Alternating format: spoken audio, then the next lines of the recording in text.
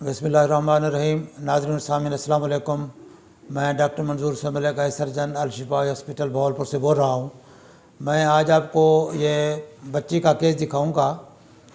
इस बच्ची को स्क्वेंट था, अल्टरनेट डाइवर्जेंट स्क्वेंट, तकरीबन 20 to 40 डिग्री स्क्वेंट था।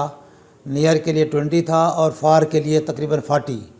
काफ़ी ज़्यादा यानी बुरा लगता था।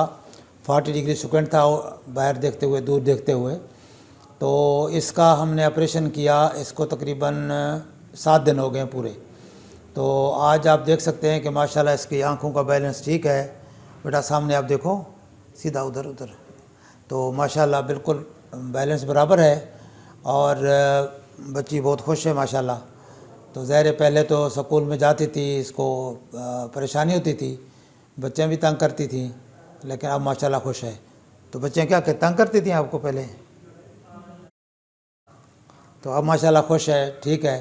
तो हम इसीलिए आपको बताते हैं कि अगर बच्चों में अगर स्क्वेंट है तो उसका इलाज कराएं। इसको हमने चेक किया था, इसकी रिफ्रैक्टिव एरर नहीं थी, इसलिए इसका ऑपरेशन करना पड़ा। बाज़ बच्चों में रिफ्रैक्टिव एरर होती है तो ऐनक लगाने से ही वो ठीक हो जाते हैं, लेकिन अगर रिफ्रैक्टिव एरर ना हो तो फिर हम सर्जरी करके आँखों को सीधा कर सकते हैं।